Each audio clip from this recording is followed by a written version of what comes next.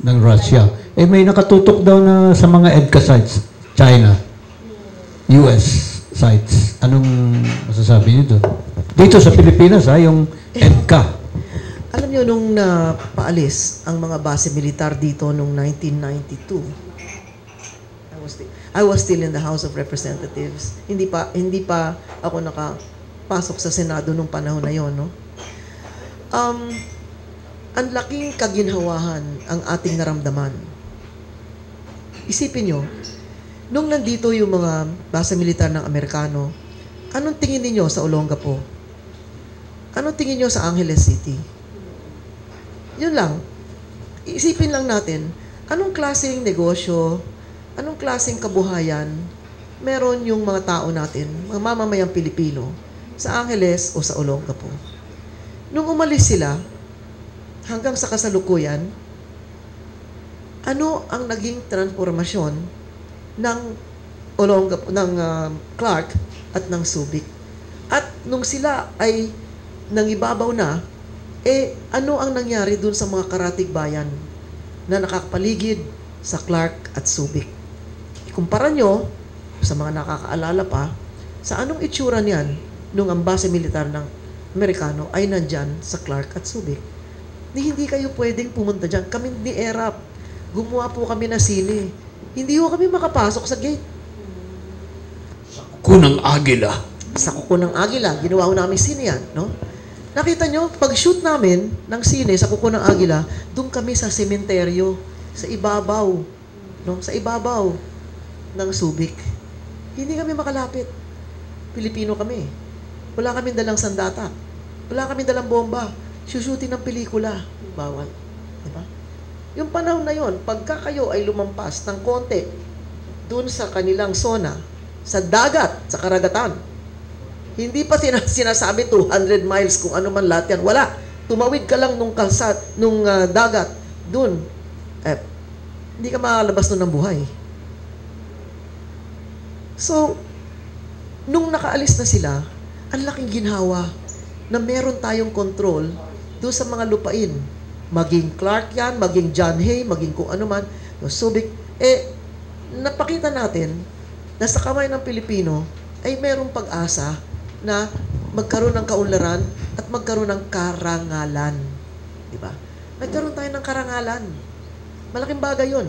Lagi ko sinasabi, hindi na may sasangla yung karangalan eh.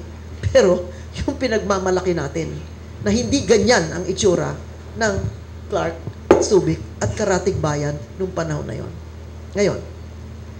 Ngayon, meron siyam ba o 10?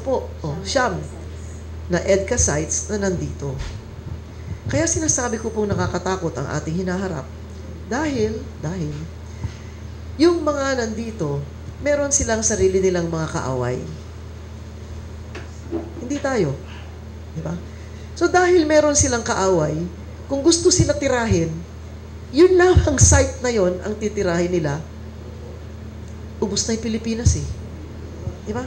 Isipin mo kung gaano kalakas ang mga sandata ngayon, ang mga bomba ngayon. Isipin nyo na hindi naman kailangan na lusubin ng mga sundalo pa. Hindi na eh. Mga drones, mga teknolohiya, mga advances in technology have made warfare, put a different face on warfare. Iba na itsura. Diba? So bakit natin gusto maging magnet dito sa ganyan? Yun lang po masasabi ko. Dahil yung mga sites na yan, bigyan nyo lang ng pagkakataon yan, hindi magiging malayo yan sa itsura ng Angeles at ng Olongapo dati. Because they thrive on that kind of situation, di ba? So, kawawa naman yung ating mga kababayan na sana meron silang sarili. Yun na lang si Governor Mamba or si Mayor Ting ng Tugigaraw, di ba? Nararamdaman ko yung nararamdaman nila. Dahil parang sila na naging target. At wala silang magawa. Dahil wala sa kanila ang desisyon na dyan, imbakin yung mga sandata na yan. Hindi yan para sa nasalanta ng bagyo, hindi yan para sa nasalanta ng baha. Sinong bubulahin nyo? Di ba?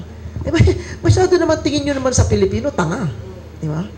Dahil, kung ganyan, hanggang kailangan nyo lang magkaroon ng bodega para sa mga noodles o kaya mga pagkain pag may nabaha, nasunugan o nabagyuhan.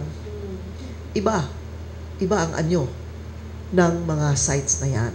Kung talagang totoo lang, totohanan lang, walang bulahan dito, no?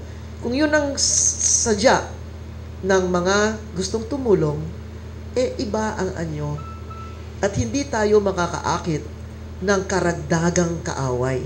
Hindi tayo makakaakit ng datihang hindi nating kaaway na ngayon ay naging kaaway. At pagka tayo ay nalugmok pa, higit pa sa kahirapan, dahil maaaring ang produkto natin hindi nabibilhin o kaya yung mga anumang iba pang mga negosyante na hindi napapasok, sinong lugi doon? Wala naman katumbas na ipapasok din yung mga iba, di ba? Kaya, yan po ang aking masasabi. Kung sinasabi kong natatakot o nakakatakot, ay dahil meron na tayong dinaanan ng kasaysayan. Meron na tayo nakita ng mga halimbawa sa ibang dako ng mundo. In most recent history, nandyan na yung Ukraine. Okay? 600 na raw. 600,000 na raw na Ukrainians ang namatay. So, kung kayo ay kaibigan ng Ukraine, bakit nyo gusto 600,000 Ukrainians na mga kaibigan nyo mamatay? Dito sa ganito. Diba? Pero hindi pa sila nananalo. Kahit na gano'n na karami namatay. No. Kung tingnan nyo yung Gaza, sabi nila, 60,000 na namatay. Ano po itong lahat na to? Ngayon, dito sa malayo, gusto bang ulitin yung mga nangyayari doon? No? Ang dami pang ibang lugar sa mundo. Pinakamalapit sa atin yung Vietnam. Para maalala lang natin ng konti, di ba? Isipin nyo, 5 milyong tonelada na bomba ay nahinulog sa Vietnam. Halos 3 milyon ang Vietnamese na namatay. Pero tingnan nyo sila ngayon. Ilang taon bago sila umahon na naunahan pa tayo. Ilang taon yan na pagdurusa na inabot nila. Na hanggang sa kasalukuyan, meron pa rin mga nakikita na pagdurusa na nagsimula dun sa gera na inabot nila. So, yun lang po akin dyan. No? Huwag tayo maghanap ng sakit ng ulo. Ang hanapan natin, paano tayo uunlad. Alright.